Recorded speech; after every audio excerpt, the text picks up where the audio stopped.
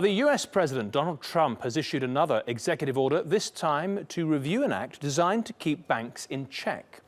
The Dodd-Frank Act was passed after the global financial crisis in 2008, but Trump wants to roll it back. He's ordered a review of the act, but his opponents are ready for a fight. Mobin Nasir reports. With a stroke of his pen, Donald Trump may have reversed years of Democratic lawmaking.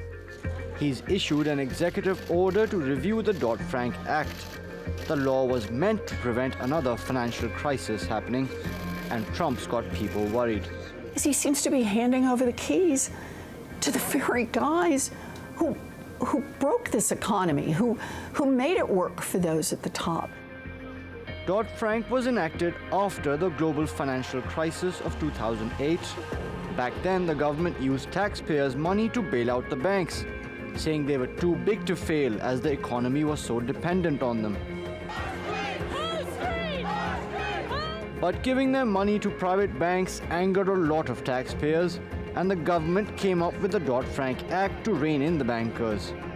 It orders banks to hold more money in reserve so that they don't run out of cash even if their borrowers can't pay back loans on time.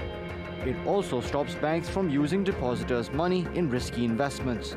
And it sets more rigorous standards for professionals who advise the public on where to invest their savings.